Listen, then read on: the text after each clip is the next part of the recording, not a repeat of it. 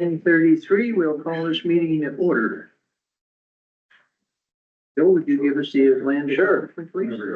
The Fundy Regional Service Commission would like to acknowledge, honor, and pay respect to the land in which we gather and operate.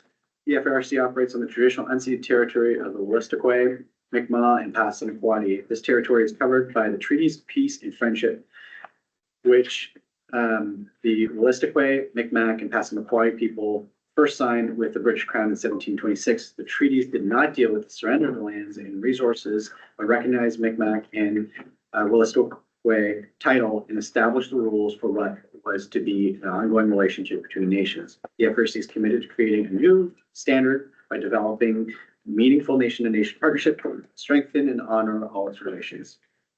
Thank you, Bill. Record of attendance, let the record show that Mayor Doucette is off sick today and Aaron is sitting in for Mayor Merrifield.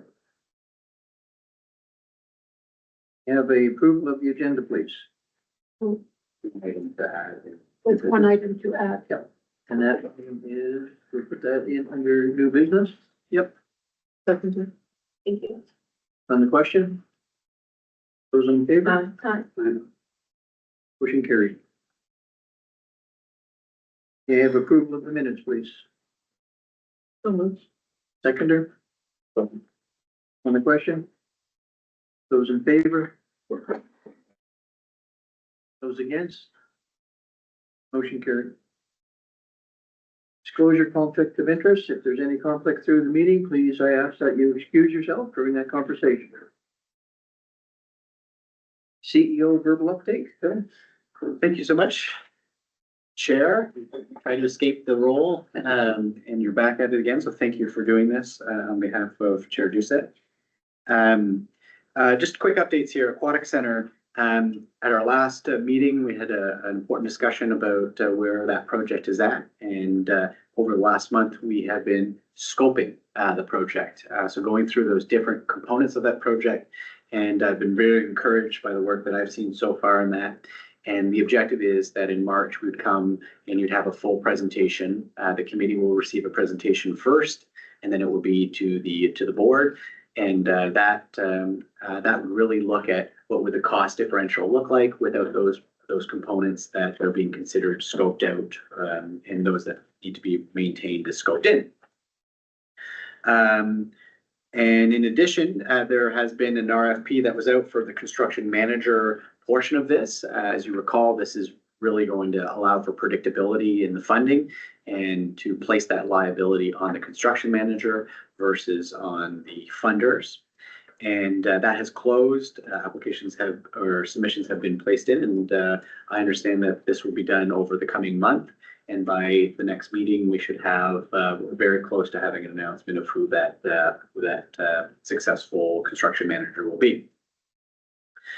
The next update I wanted to share is around the food symposium that's happening today. I have a little handout. If I could get maybe Sonia to help me out this, and I'll take this opportunity to introduce Sonia, who is with us as our admin support. She'll be just helping with Cassie today. So this symposium that's happening is a food security symposium. This is part of the objectives that were identified through the needs assessment.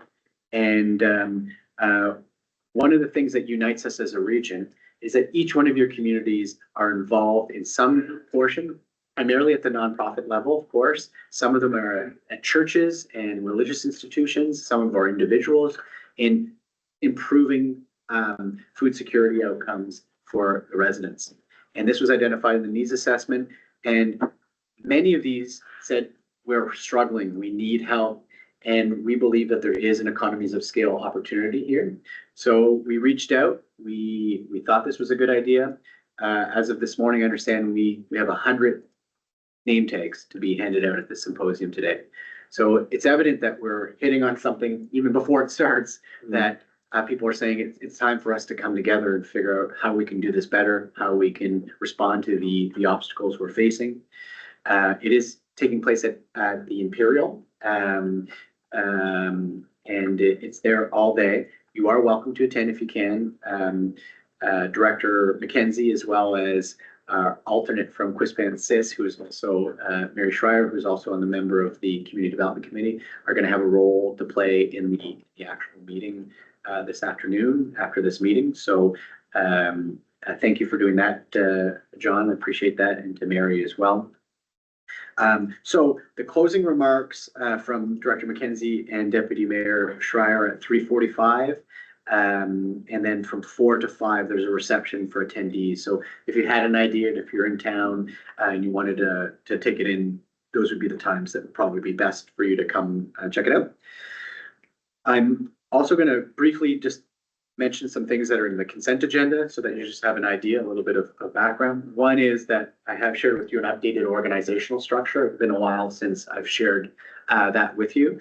And it's very simple, but I did want to maybe just identify a few pieces. One is that we do have these updated portfolios because we have now a full-time finance director. The other thing I wanted to share with you is that for Mark McLeod, we are identifying him as general manager now, not general manager of landfill. And that's an important distinction. Our human resources are now reporting to Mark. And it's showing that Mark's role as general manager is not just exclusively focused on the landfill, it's playing a corporate role, an operational role for the entire organization. And that's just another way that we can build efficiencies and operational oversight and utilize the great skill that we have in Mark to help support the organization. So it's ultimately just a demonstration to you that we're trying to make this efficient and impactful with the team that we have. The other two things that are on the consent agenda that I wanted to speak to was one document that you've already received, but we haven't shared in a meeting, which is the summary of the 2026 work plan priorities. So this is just that one pager. We'll share this in the newsletter, of course. And this is that simplified version. Nobody wants to see a list of 40 items. And this is the simplified kind of bullet point, speaking points, highlights, whatever you may that is shareable, and we'd encourage you to use that. The other one is something that I've helped support, and this is not just for the FRSC, but across the province, is that there's been this discussion about, and I've heard it from all of you, that if only you had a choice, number one, but also you know how much the work of the RSC had for you before you became a mayor. So we need to do that now, before the election, not post the election. We want people that are running to know the consequences and the expectations placed upon them as it relates to FRSC. So a whole presentation has been drafted that we've submitted to all the CAOs and the clerks to integrate. They can use as much of it or as little of it as they want, and we would be willing to come present. I have a couple of pickers so far that we will be giving those presentations and to your own candidate forums at the local level. Instead of duplicating it, doing it our own, we think it's better just to do it with the local governments that are already doing it. So if you are having candidate forums, please consider that we'd be happy to come and give a little bit of information about RSC. It is part of the job and they need to know about it, how much time it takes. Part of the slides also acknowledge that there's this scenario that you're wearing two hats, the regional hat and the local hat. And I think candidates need to know that very early. And that's probably one of the largest challenges we've seen outside of the time commitment that it takes. So that's it for my verbal update. Okay, could I have a motion to receive and file items 4.1 through to 4.5? So moved. Seconder? Second. On the question? Those in favor? Aye. Aye. Those against? Motion carried. Thank you. Reports and presentations, 5. Yes. Okay, everybody loves terms of references. This is a pull up a presentation here, and if I have grabbed the wrong presentation. I apologize. the chair will allow it, we'll make a little bit of a looser procedural bylaw just in terms of our discussion here. We'll kind of open it up a little bit. But ultimately, last year, we were supposed to update the terms of reference. Due to our work plan focus, we just didn't get to it. So we're going to do it this year, and we're starting that right now. And we're going to share with you what we've done so far, the scope of it, and we're going to ask you a couple questions. So we'll do an initial roundtable today on some of the feedback It will then go to the committees for some additional feedback. So the scope of this exercise includes the Planning Review and Adjustment Committee, so our PRAC, the equivalent of your PACs. We have one, of course, for the rural district as well as Funny St. Martin's. Then the 4 standing committees: Community Development, Regional Transportation, Regional Public Safety, Regional Facilities Committee. It does not include all our other working groups, partners tables, does not apply to Envision St. John or at this time, the new Solid Waste Committee directly. The process that we're using to do this is it started with staff. We started to collect what are the changes that are needed to these procedural or to these terms of references. Part of this is to receive your observations today. We will then go to the committees and the committee chairs to get some feedback, and then we draft recommendations to the board for April. We acknowledge that whatever happens with the Regional Service Commission review could impact this because those are mandates, but we're not going to wait around for that. That could be a year or 2 before those changes are actually applied. So we've got to make sure that our committees are in place now. We also need to know that all the committee appointments run out this summer, and we would renew these committees. So if we're changing the makeup, the number of committees, who's on the committees, that has to happen now before these procedural these terms of references. Good for that. Our initial observations are that Initial terms of references had a lot of references to early 2023 about onboarding and whatnot. So that will all be removed. We also added more deliberate language around its link to the strategic plan and the procedural bylaw. The other piece that was clarified that we want to clarify across all the terms of reference is the advisory nature of the committee. We don't want, it's not intended for the committees to make decisions. It's to provide recommendations. They're all very active, but that needs to be something that's consistent across. Other considerations, and this might be of interest to Director Grant, probably the most, because she's had the most familiarity with the terms of reference. But one of the things we're looking to do is that there's essentially some standard operating procedures that are embedded within the terms of reference of the regional facilities. This includes how the city pays us, how we collect money, how we pay back, how we assess, how we evaluate. And those are likely not best in terms of reference, but in a standard operating procedure. So we'll take those out. This committee will have, unfortunately, more work than others to do because it is the most robust terms of reference because there's so much process involved. And there's also areas that remain a little bit unclear on what we ought to do. So we'll use that opportunity. Right now, it looks like board members should continue to serve on the committee as committee chairs as a strategic link to the board. It's something that all staff have identified as a really important part that we've seen.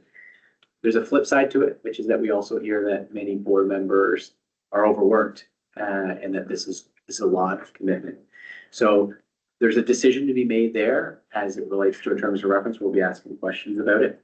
We have an opportunity to introduce a concept, this is number 7 here in our observations, to incorporate 2 elected representatives from the member communities on each committee to serve as vice chairs, providing an opportunity for additional work of alternates from your communities.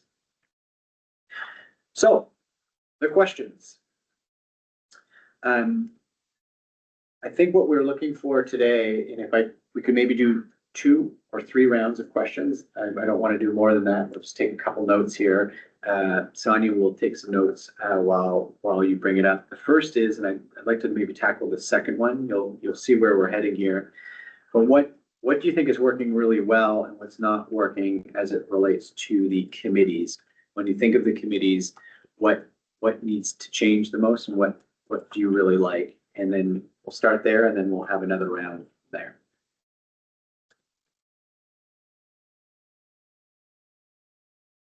Who would like to go first? I don't sit on any of the committees by design, by purpose, by desire.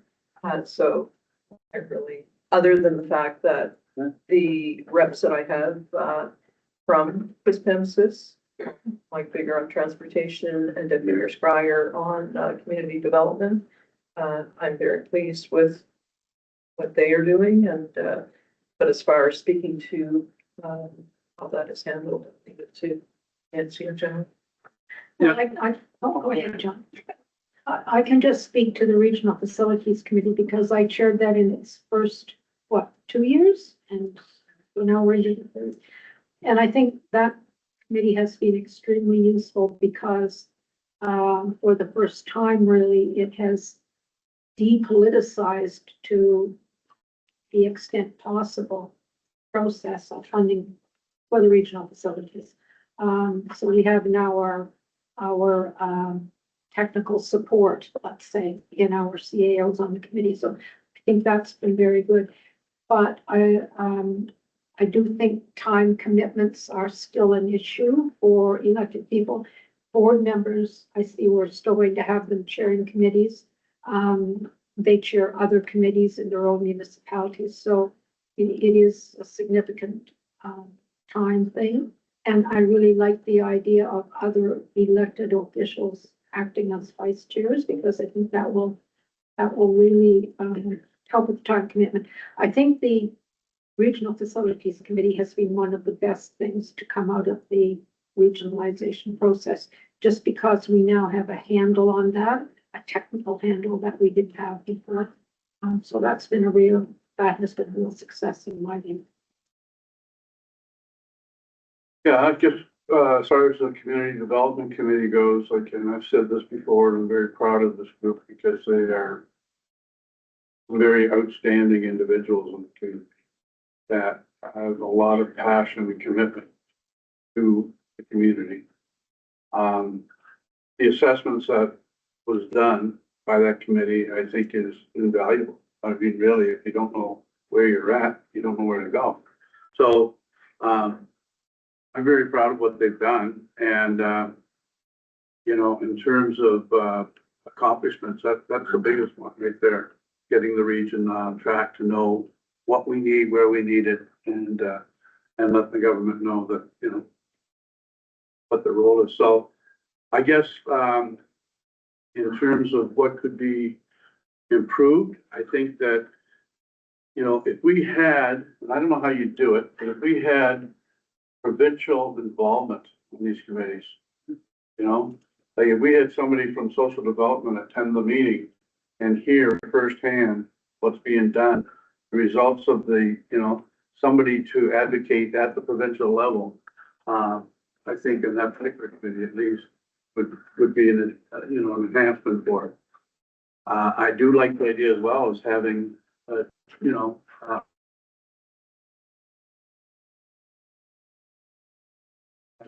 I'm here because the mayor's too busy to be here, you know.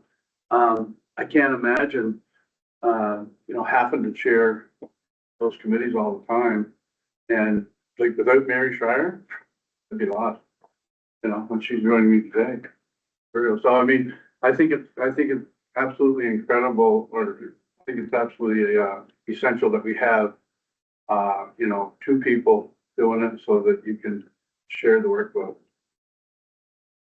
If I could just add to that, reason why I chose not to be on one of these committees is because I was chair at the time, and we were just building the organization, which, as you know, Phil, it required a lot of our time together and time spent together in building the organization. But I looked at the council for Quispamsis, and who do I have here? We needed somebody, and my appointment was going to be on transportation. And Mike Bigger happened to be, Councillor Bigger happened to be the transportation chair for Quispamsis. To me, he was the appropriate fit. So use what we have. So if our councils have these key people, let's use them if they can help share some of the load. Mary Schreier is a former minister of social development for the province of New Brunswick. Who better to have? She had far more to contribute than what I could ever contribute. And as a result, that they've both done well in their capacities within these committees. So I think that might be something that I would recommend, is that each mayor on your incoming board look at who they have on their council and what their skill sets are. And maybe that's who should be on those committees. Yeah, I'll maybe say a few words on Public Safety Committee. And I have to thank Graham and Kelly. Kelly's not here today. But we just went through an 8.5 hour session this week with the emergency services, fire, police, EMO, and Dillon Consulting. And to say the least, it was eye-opening on who's responsible for what. And in a lot of cases, we found out that there was a gap there. Who actually is going to be who's person to call, or things like communications, that EMO can't communicate with emergency services because they're on different frequencies. So we've identified a bunch of gaps. So then take those gaps and actually come up with some solutions on what we can bring forward to the province, bring forward to this commission, and say, hey, this is what we found, and this is things that we need to improve on to move us forward in the coming years. It was a good session. Thank you, Graham. Thank you for that. Aaron, do you have anything online? Like Mayor O'Hara, I don't sit on any of the committees, but I do have our mayor, Merrifield does sit on at least she chairs transportation, and we do get a lot of good information from her. So I do feel very informed, I must say, as a counselor on what's going on. And what I can see as kind of a benefit in what's working is these committees have almost, I guess is what has been said, they've kind of solidified working together. You know, it's making it, we all talk, I know what's going on in the region and have a stronger voice as a whole if we're going to be advocating for something. So I think that is what's working. It's really, you know, we do work together, but it's this kind of is almost a structured working together, which seems to be beneficial for knowing what the concerns are and getting everybody's thoughts together and one unified voice to be able to advocate for what we need. Thank you, Aaron. That's great. I really appreciate that. This is good feedback. And I think we've gotten a lot more of your responses, so this would be quicker than expected. The only thing that I maybe just do another quick round of feedback. We faced this before on the work that's happening at the committee level. How do we transfer it to the board, right? So, you know, Jim knows a lot about what's going on in public safety. You know, he's in contact regularly with the staff liaison supporting it. He's at the meetings, but you as board members don't receive that. So one thing that we've done is last year we did updates every once in a while on different committees. We're going to do one today on public safety later on. And we've also shared the agendas that we have in our open packages. And of course, any recommendations that come to the board. But that's one of the questions we have is not on the work of the committee, is how does that information of the committee get transferred to the board, and any ideas on how much more information you require as a board member, because we can mandate that as part of these terms of references on how they should be communicating with the board. So one of the things that I thought about on that topic was, with the technology that we have today, you know, you could take 3 or 4 pages of minutes and put them into a summary through AI and send them out to everybody, and they would have a pretty good idea of what's going on, and it would be like a 30-second read, you know. And so, I mean, if we could develop something like that, have the minutes of each committee meeting summarized and sent out, that would, I think that might be a step in the right direction. And not that labor intensive either, you know. On that point, so at our council, what we get in our kit every month, and I think it works really well, is the minutes of the committees that have met and the recommendations behind the minutes. John's saying maybe we could condense the minutes, and I wouldn't, I guess, have a problem with that, but I think it's important that they get the minutes or a version of the minutes, what was done in the meeting. And I liked another point John brought up about having, back to the other topic, a provincial representative at the table. something we probably should have had at regional facilities from the beginning, given the conversations that have gone on, and particularly at budget time, and will go on again this year at budget time, I'm sure. So that's probably a very good idea. I like that idea very much because these are mandated services by the province. That's right, and they're- Should be represented. They're not funding them properly, so why not get them at the table? Very good idea.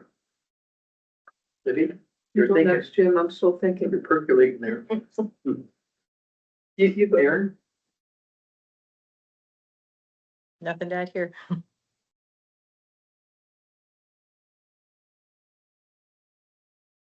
Okay. Thank you. That's all that we wanted today.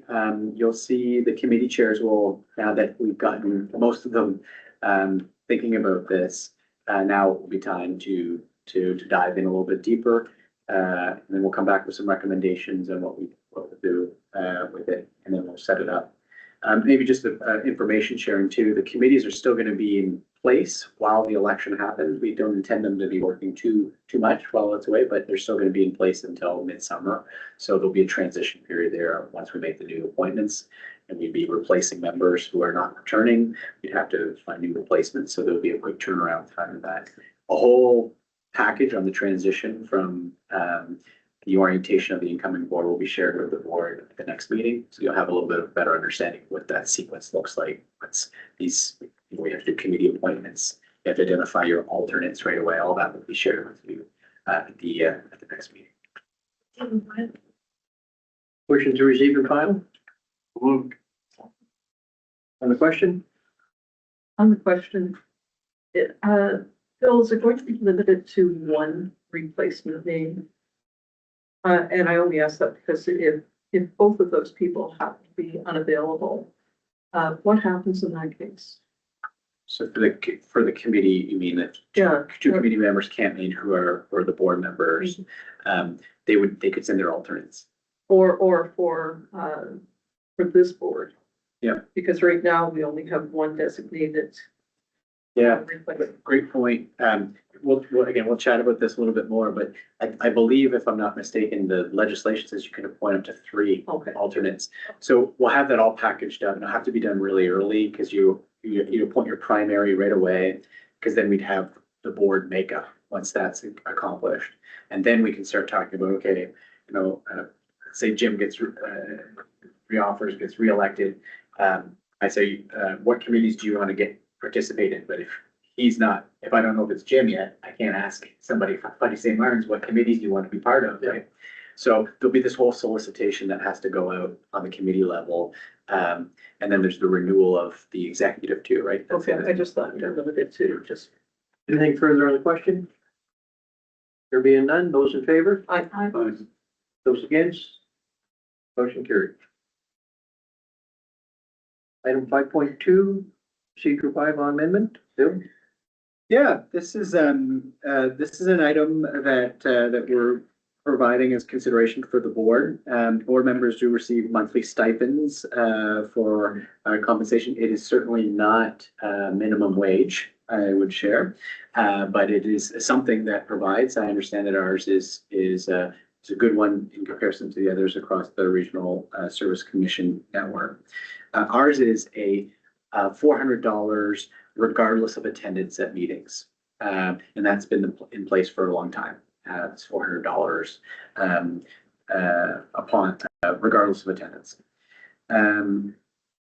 However, that does not account for absenteeism from meetings, including absenteeism of alternates.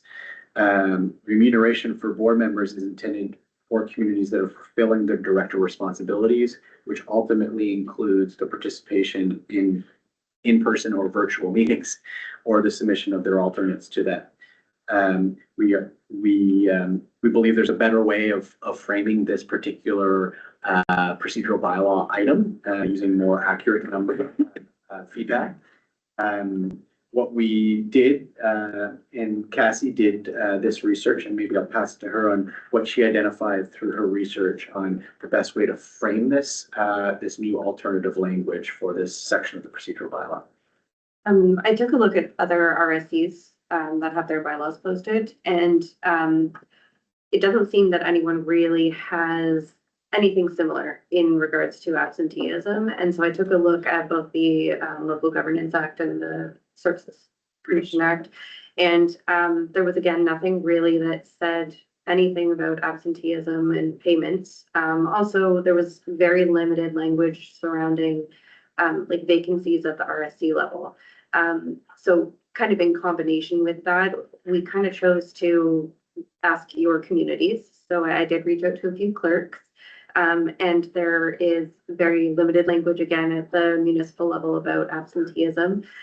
Some places pay per meeting, some places pay every month regardless of attendance. So again, mixed bag on what really the general standard is. So in our case, I took a little bit of the language from the Local Governance Act, which covered vacancies, and kind of flipped it into what I kind of created as a resolution here. So regardless, if you'd like to change the wording of that, please feel free. There's no set really standard on how to handle it. So. Thank you. Yeah. Okay, could I have a motion to adopt the following new language to the Fundy Regional Service Commission procedure bylaw? Seconder on the question? No question, those in favor? Oh, can I have a quick question? Sorry, didn't have my mute off quickly enough. With this one, is it, the wording on it, is it in relation to, is it just noting habitual, or is it any type of not attendance? I'm just thinking if there's a situation where, you know, somebody is sick and it's last minute and their alternate is working and it's just a one-off here and there. I just want to make sure that's not caught, because a lot of pre-work would have been done, like reviewing the matter and that sort of thing, reviewing the whole package, and just an inability to attend at the last minute. But I'm thinking a habitual or regular type, we wanted to catch that, but potentially like a one-off here and there. I'm thinking of a situation where somebody is sick last minute and the alternate is away. Potentially it's not available. So I just wanted to make sure that was kind of looked at in the wording. Yeah, so that will end up being 10.1.2. And I did take a look at the Local Governance Act, and it does say in cases of like illness where it's an extended absence and maybe there's just some turnover. This is really more for people, again, not attending to the duties and not even attempting to find somebody to fill in, right? We just discussed at the last item, alternates. How many alternates do we have, and how can we implement those? So, you know, this I assume is going to be rarely used, but in the case that it is, there is an exception in here for illness or just general missing, and that the board can make exceptions if someone puts something forward. So we did try and capture that. I used, again, the structure of the Local Governance Act to do that. I think the board's approval covers it, actually. Yeah. Someone has a Perfect. car accident on the way here or whatever, you know, the board can. Yeah. Mayor, does that address your question? Yeah, definitely. Thank you. Anything further on the question? Those in favor? Those against? Motion carried. The second, if I may, Chair, the second part to that was that the board approved the procedural bylaw change. I had originally thrown in something about like giving it a timeline. We found a better way to word it. So the second part of this would be that the board approves the procedural bylaw change to come into force immediately and apply in respect of any current absenteeism which continues after the in-force date of the amendment, which is kind of just covers us now and moving forward. Do you need a motion for that? If you don't mind. Yeah, so Seconder? Second. On the question? Those in favor? Aye. Those against? Motion carried.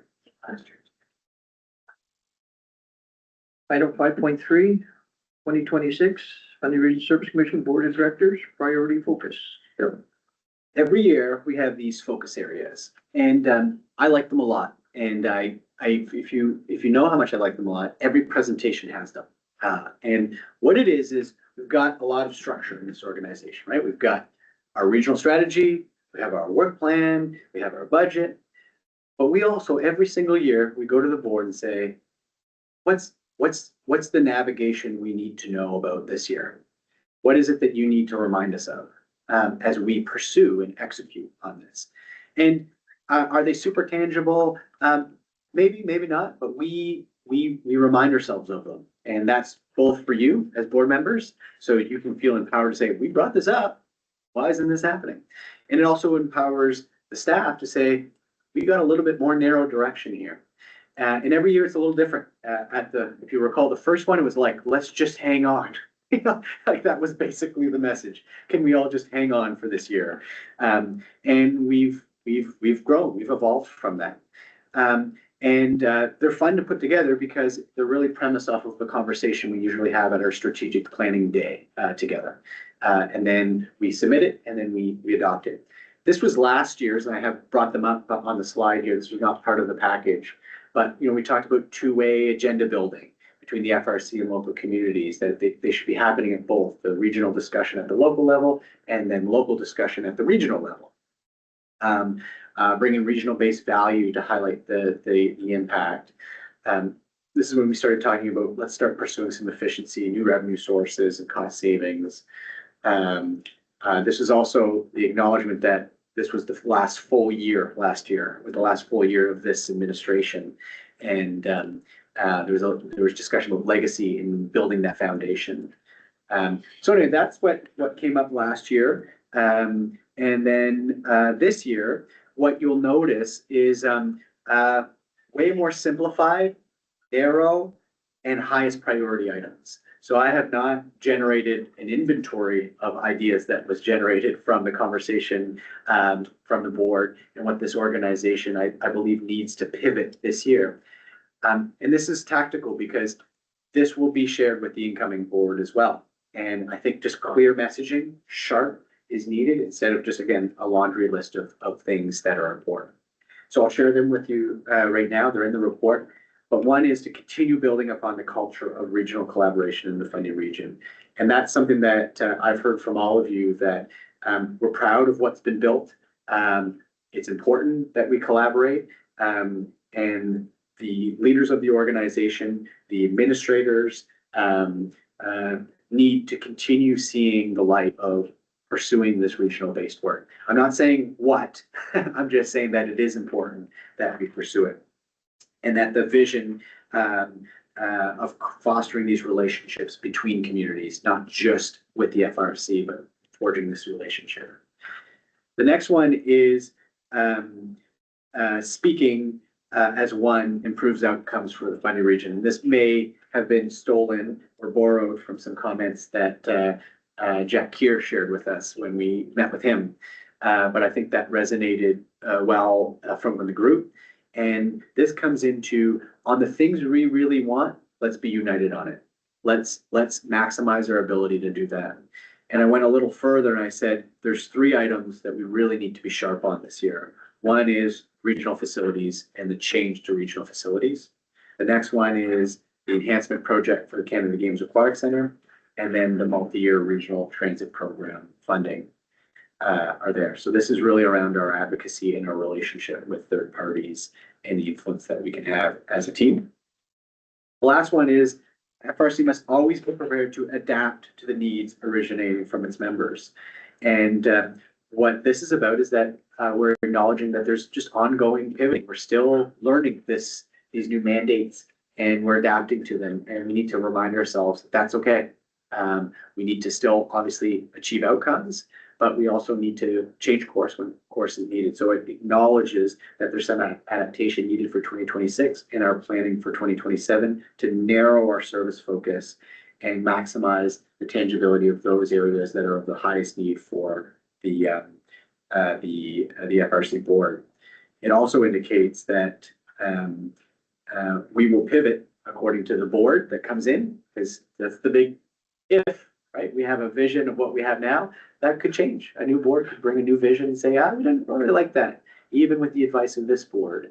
And then the other one is the RSC review could really change things on what they tell us is the direction that's moving, and we need to be prepared as an organization. What I've done in addition to that, and this just kind of furthers the tangibility of this, is that I've also indicated to you my own intentions of what I'm going to do and what we're going to do as a staff to support that, which includes an exercise of narrowing that 2026 work plan that we presented to you and bringing to you what we think is the most impactful projects. Doesn't mean that we will neglect everything else, but we really want to provide focus to the staff on those issues, on those items that are aligning the strongest with our members.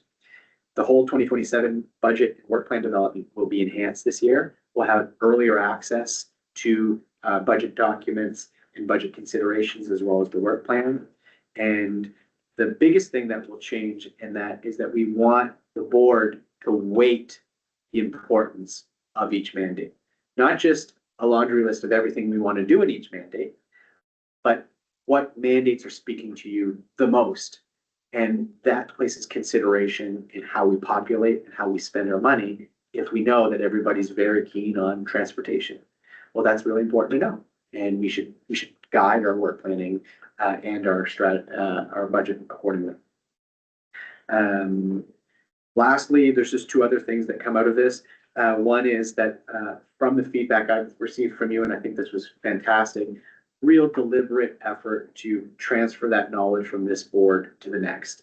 Think of ways of how to do that, not just on the structure of the organization, but how we work together. What are some of the facets and guidance we can give to a bunch of new people around this table to say, how do you forge that relationship?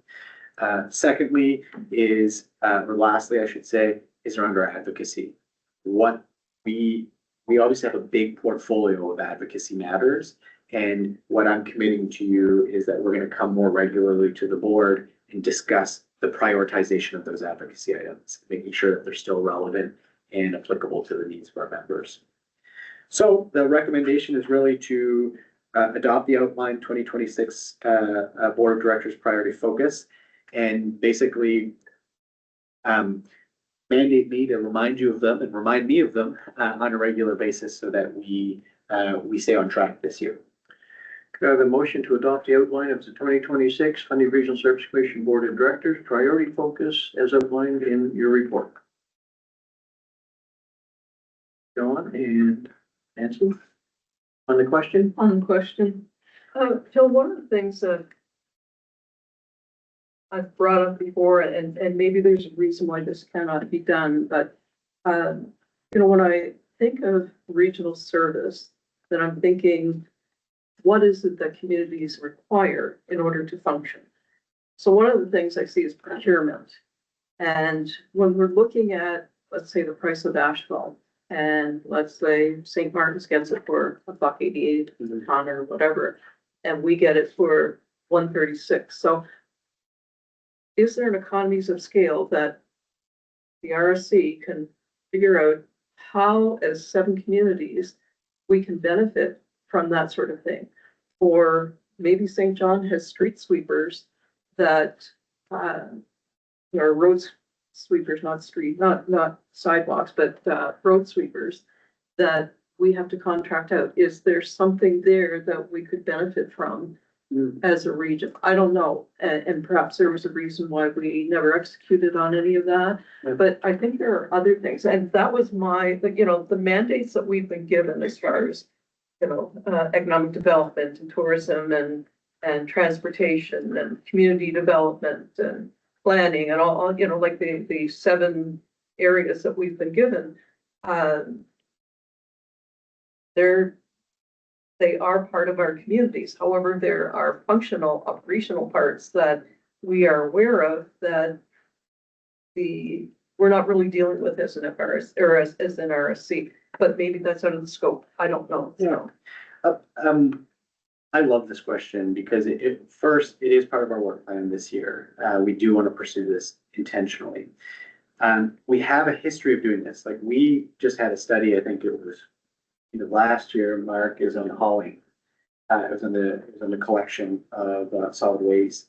And there was a discussion, could it be cheaper done if we took this on? We reviewed it, it wasn't. We decided not to do it. We did that for enforcement. We said, would it be cheaper to do all the enforcement together? 3 members chose to participate, and then when it came to renewal, there wasn't enough interest. But that was a cost-saving initiative. And I've talked to other RSC CEOs about this, and I'm very interested in the space. And they say it's the same thing. It's kind of a hit and miss. It's like a numbers game. You got to just continuously try and find where those cost savings can occur. And it's fraught with also fear of loss of autonomy, right? Because the local government will say, oh, I could tell you, I can do your planning cheaper. But then you say, oh, you're not doing my planning. We have a great planning team. And then it's over, discussion's done, right? Because I don't have a power to tell you, you have to do this. But if I have the business case that shows to you, it gives you an opportunity to discuss it. So first item that I want to share is that we're pursuing it this year. We're well equipped. We have now a full-time finance director who can work on those business cases. The other thing that I'm going to test out with you is who comes up with these ideas is important. Right now, it's primarily at the CAO level. We'll share these ideas at the CAO, the administrative level. I've talked to some other RSCs, and they say that sometimes these are coming from the elected officers as well. And I might be looking at an opportunity of building a little bit more of that synergy of how do we populate the projects that we should go after. You know, whether it's a perfect one, and I've dealt with this my whole career. Everybody spends a bunch of money on labor lawyers around union negotiation time. Well, what if we hired one for the whole region on retainer and we got a preferred rate for it? Could that work? Like we're using the same lawyers in these discussions. Well, perhaps, yes. You know, there's just a laundry list of these types of things, dispatch, everything else, right? The type of equipment we use. So, but I only want to pursue those that the members are like, I'm in. If there's a business case for it, I will commit to this. I'm okay in the upfront. And that's what we'll frame this year is I want to find the framework to have the conversation, but also to pursue winners and then translate into either new revenue sources or cost savings. So I'm completely in line with you. I think we just need a better forum for the discussion and then more ideas. I probably should have prefaced that, excuse me, just one last comment. I probably should have prefaced that with, before you do any of that, meet with the CAOs first. I'm not operational. That's right. That idea came to mind, but I do not want to step on anyone's toes who are doing a phenomenal job in Quispamsis. But I would like to, before that was even considered as a research project, for you to ask Ian Watson if he was interested in this.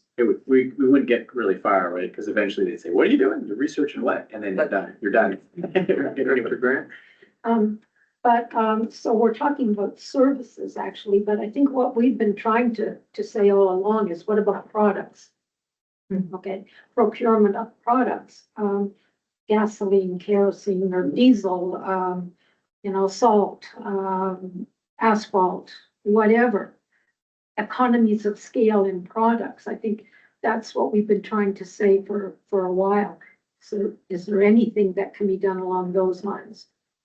Yeah, I agree with you. I think that's going to be part of this continuous improvement effort this year. We did research that last year briefly, and the feedback we received from the CAOs was that there's already a model for that, which is through the joint procurement through CAMA that's provided. And it turns out that not many use it. So there's even a larger scale procurement size. So we're still trying to identify, well, why aren't you using that? How could we solve this problem if there's already a tool that's not being used? So again, it's a good idea, but I don't think we've found the path to incentivize and build ownership around doing it regionally quite yet. So I think we just need to continue to find the ideas of what could work and then find a couple winners and say, we all save 20%, right? Let's do it again. Anything further on the question? There being none, those in favor? Aye. Those against? Motion carried. Ending item 6.1, Envision St. John. Andrew Decker, on that. You don't have to use your whole 2 minutes. Thanks, John. No problem, bud. 2 minutes. Yeah, receiving fun. Actually, I'll follow along with Phil's, quick go through the 2026 focus areas. We're doing the same thing, to try and simplify messaging that would go to councils, various stakeholders, the public in terms of what we do, because we're involved in 101 different things, but we're trying to boil it down. And actually, we're using our strategic plan as the backdrop for it. So we have 4 pillars that we're working on: growth readiness, talent attraction, business attraction, and visitor attraction. And then within each of those pillars, we're identifying 3 or 4 items to showcase what we're working on over the course of the coming year. And I expect in the next week or two, you'll be receiving, it's gonna be a 2-pager. We hope it will be 1 page, but it'll be a 2-pager that basically summarizes that and gives you sort of speaking points that will go along with it to showcase the key areas that we're focused on. Just to highlight a few examples under growth readiness, we're doing quite a bit of work around industrial development to support the expansion of the Spruce Lake Industrial Park. One piece associated with that is to come up with some narrative that broadens the awareness of the opportunity. And again, I would expect sometime in a very short period of time, and I know Deputy McKenzie, you've asked for this in the past, that we'll have a very short narrative that takes it beyond, because unfortunately right now when people think about Spruce Lake, the only thing that comes to mind generally is, oh, that's you're talking about the data center opportunity. It's not just a data center opportunity. That's one investment that's potentially going there, but we're talking about the development of a future-oriented industrial park that looks after the sort of future development needs of the region in the industrial area. So we'll have some background in terms of what that impact will be. We're also continuing our work with the airport in terms of advocacy for increased flights. We'll continue to provide support across the region and to the development community in terms of supporting real estate development and throughout the region. And the other key area that we're focused on is anti-racism and anti-immigrant messaging support to improve the narratives that are there. This year we'll be doing a survey of newcomers just to get their views in terms of challenges and opportunities that they're facing to help with retention in the area.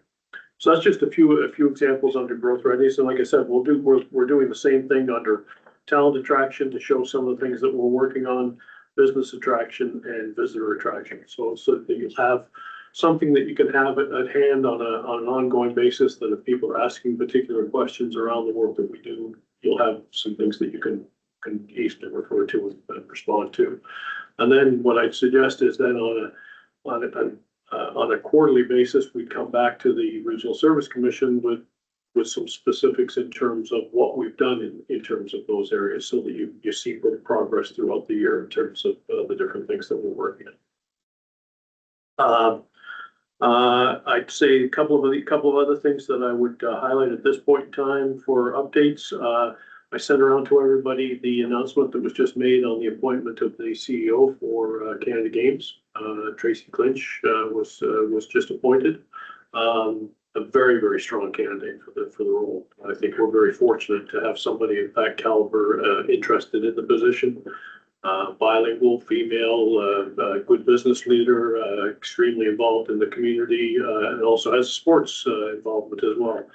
So brings together a really sort of strong set of skills to the position. She'll be starting April 1st. I think following some initial sort of orientation and getting her feet under her, I would fully expect that over the course of the next few months, she'll want to come and meet with the Regional Service Commission and do a start to have that relationship side of things. But again, I think we're very fortunate to have Tracy agreeing to take on the role.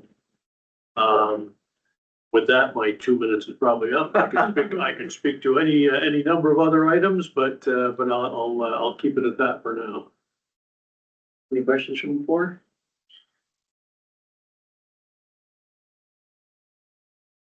Any comments or questions, Aaron? Nope, not here. Short and sweet, Andrew. Thank you very much. Perfect. All right. Thanks, everybody.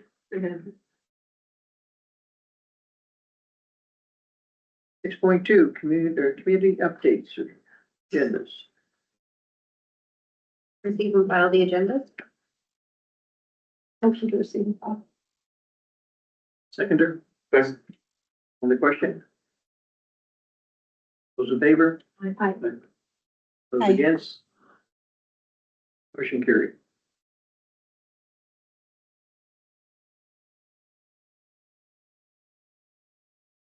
Okay. 6.2, yeah. Verbal update from the regional public safety. Graham is up. Tighten this up slightly, because Chair Bedford already spoke a little bit about our session this week. So I thought, with that in mind, I went out and grabbed, a couple visual aids, because who doesn't love props? Just talk a little bit about the risk assessment that, just to touch on it briefly, and just the sheer volume of work that went into it. And this is a booklet that we reviewed as part of that day of, these, what are called bow tie analysis of risk in the region. This is sort of just one example of, 20 odd ones of these with all of these barriers and these challenges that we went through and validated with the committee. Looking at this particular one is about the derailment release of dangerous goods on rail.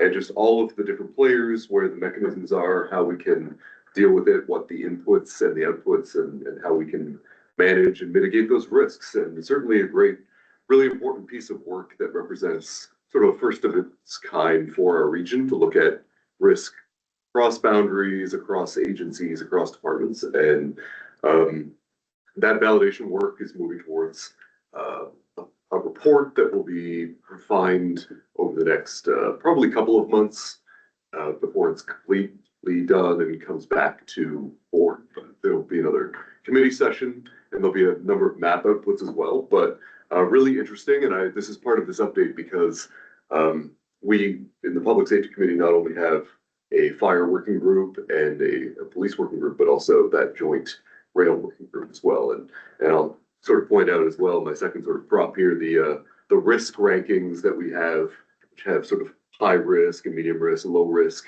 for infrastructural challenges. And we see rail in a few different ones here, and I think that's something that will go a long way towards our communication and work within that working group as well. Things such as public trespassing or interacting with rail property is actually one of the high risks, because the more that we see our communities interact with rail and as rail traffic grows, understanding how we communicate and mitigate those risks and work through these types of analysis to look at how can we reduce injury and loss of life, and also from the other side, the loss of train time and all these other factors. I think that having this looked at by those chiefs of police and fire and ambulance and EMO, and understanding all of these together is a great step towards moving forward in that. I know in the agenda as well, we mentioned the fire working group specifically, and that's intentional. The update from that is we had a specific fire working group session not long ago. And that was something that I alluded to when I last spoke to all of the directors in Hampton at the Summit Center. And when we looked at our work plan items and worked on refining what those mean for the rest of 2026, and the fire working group has real priority on a few different areas, but the one that is moving the most right now is around numbering of assets. And that sort of is after our looking for winners, looking for low-hanging fruit mindset that we've been taking. And that's something that the chiefs all identified as something that they can take action on in relatively short order, that they have the authority and can work together on and seem very willing. I would say there's a lot of willingness to that. And so we have another meeting after some background work's being looked at coming up in March. And then we're going to bring something from the working group to the Public Safety Committee the following week.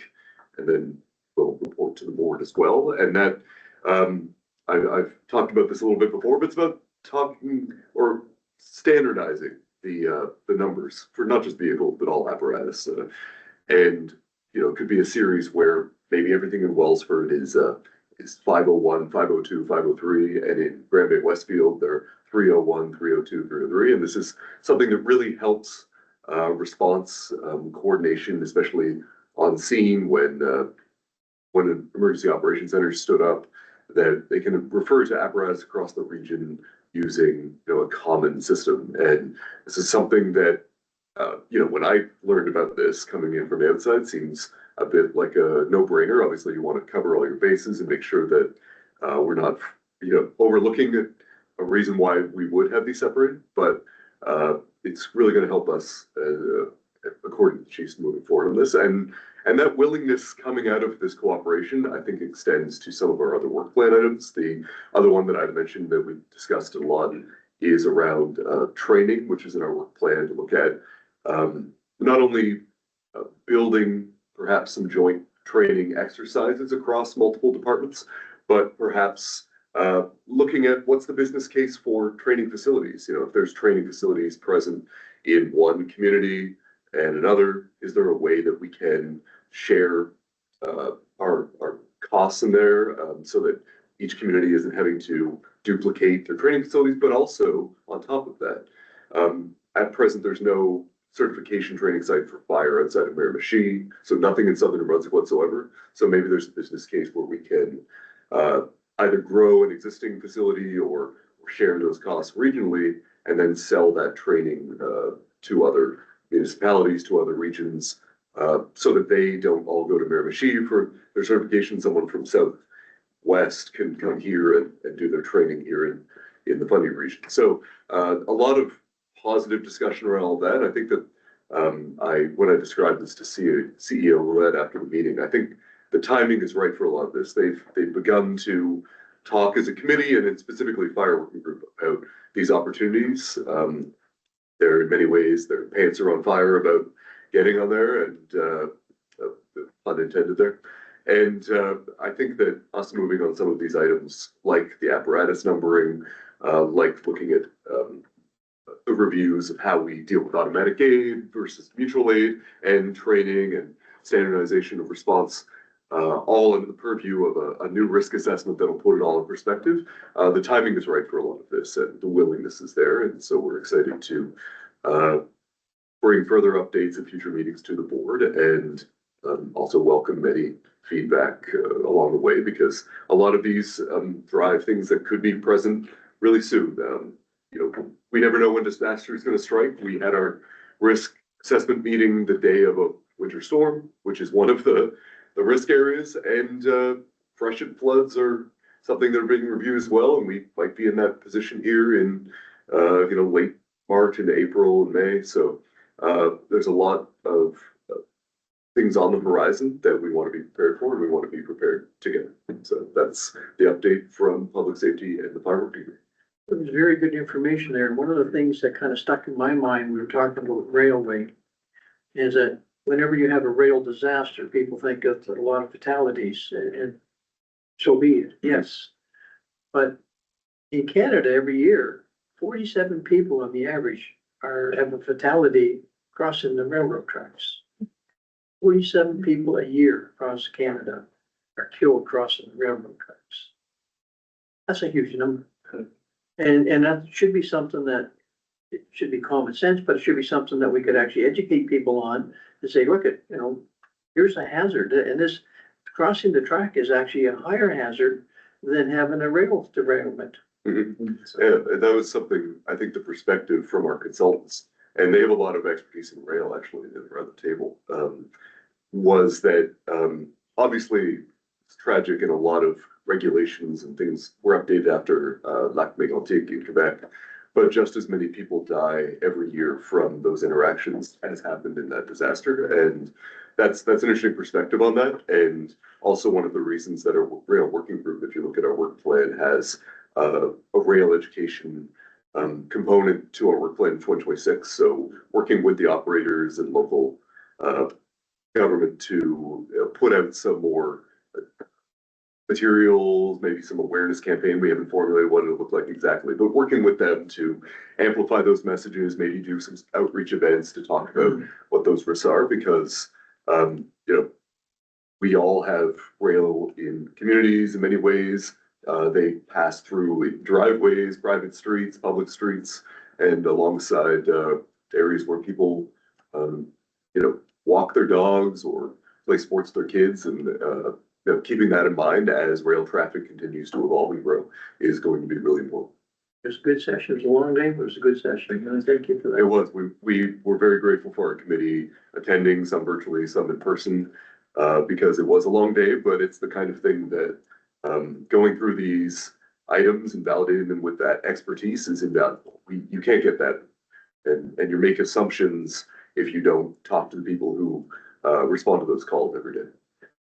Any questions? Like, really, really important exercise to go through. Especially with the way climate change has taken over, we have so many natural things happening now that didn't happen years ago. And I think it's important, though, that we get the word out. I was at a council meeting the other night, and we had signed an agreement with Gabby Westfield of a fire apparatus that they didn't have, but required for permits and stuff. And it was a natural thing, but the question was brought up, well, if it's a reciprocal thing, how reciprocal is it? And you just explained the whole issue right there, like this region helps each other out. I know about Katrina and Ross, they have tanker trucks that St. John doesn't have, or we have very little of. But so in a fire in an area where there's no fire hydrants, they're key. So I think that it's important that, the word gets out to the people in this region that, your fire services, your police services, whatever services are really working together for the safety of you. And they're interested in growing that cooperation. Right. And we're thinking of a region instead of individual municipalities. Exactly. I mean, we're gonna have a situation, mark my words, where you're gonna have a Rockwood Park on fire. We're gonna need everybody in this whole region to help put that out, or out in St. Martin's, you're gonna need everybody on deck. We see it happen every year. And I think, if I could add to that, the thing that we actually keep in perspective that I think is a real benefit of the FRSC is that, within this, it's not just what happened at the time, it's, well, in your Rockwood Park example, what happens to the neighbors who need to be evacuated? How do we communicate with them? What if they're unhoused and they live in those spaces? And understanding that we have other committees with the Community Development Committee, for example, who have expertise in that. How do we build those relationships so that there's a strength in that response? We even saw pieces in here that would interact with the landfill or with transportation. If we stand up some regional transportation, we have access to a bus or something like that. Like, how do we integrate these? And we can do it through conversations, but to formalize it and find this is a barrier, how can we address it as a commission? Is that something that exists already in a region, or is it a gap that we need to address together? I'm sorry. Oh, you go. I really appreciate the work that you did and the workshop that you had, because I think, when we look over the past number of years and, on John's point with climate change and the effect that has had, and when we look across Canada, and we all have our own little silos of what we have available to protect our own communities. But if something huge happened, I mean, now it's a phone call with all of these organizations or fire departments and public safety departments all connected. And I think that connectiveness is what is going to make the difference, because it's not going to be, who do I call? There's structure to it now, and I think it's great. Further questions? Maybe just two quick points, and first is we have talked as a board about how proud we are of the foundation and collaboration that we evolve, we help support, and that we continue to do it. And one observation that I have is each one of the committees has the same commitment from their members. And, you know, for these fire chiefs, for Jim Bedford to take a full day, like they're taking full days, and this happened last year, needs assessment, multiple full days. You have it with the regional facilities, full days of just tackling the topics at hand. And you have in transportation, monthly meetings and like all this work related to this. And it just really shows that there's this will. It's there, it's present, and people are coming in and they're showing up to these meetings. I think that's really, really important. The second one is this, and I'm thinking of Libby when we were chair, it's the walk before you run, right? We can't like that. There's so much to deal with, but it's the walking that we're still doing in some of these. We're not quite running in some of them yet because it's too complex. It's too preemptive to say, hey, we should, I gave the example of like, let's buy a boat. Like we could buy a boat. But do we need a boat? I don't know. But that's what happens sometimes when you're feeling this urge to be like, this show impact. And what I really like is that we're using the expertise within each one of these fields to guide us towards those right recommendations. So I think this is great that we have these updates at these board meetings. Karen, do you have any comments, questions? No, I really like what I've heard. We're the community in Grand Bay Westfield between the rail line and the rivers. So it's flooding is reality and rail safety. So this type of work and discussions and the fact that we are all here for each other, which we did see in 2018 and 2019 with the flooding, it's just being enhanced. So I appreciate all the work on that. Councilor here.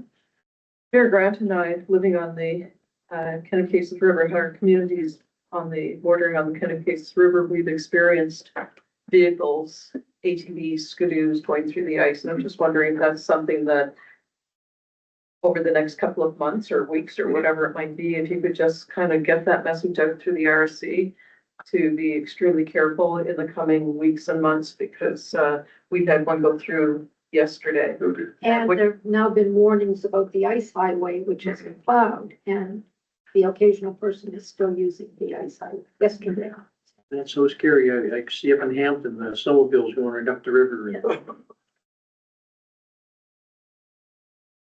Yeah, I think that's a very valid point. I know that individual communities do outreach around not just vehicles, but fishing shacks and things like that over the years and the risks. But it puts our officers and firefighters at risk, hugely at risk. And that's why I'd like to even use this forum to get that message out. Thank you. Thank you. Thank you, Graham. Thank you, Member. Bob? I think the motion is on I think there's a motion. If, there's no, well, we could do a receive and file of the Receive last for name. information. Yeah, Who receive for information. thank you. Okay, new business, item number 7. Yeah, we have an item originating from closed session that has been placed on the agenda. We received a complaint from a resident on the conduct of one of our board members. And we have a responsibility under Article 511(3) of our procedural bylaw that all reasonable attempts shall be made to keep the complaint and any reports contemplated confidential. And the complaint was filed as a confidential complaint. To give you a little nature of it, it was related to conduct at a particular meeting that was deemed from the complainant as disrespectful.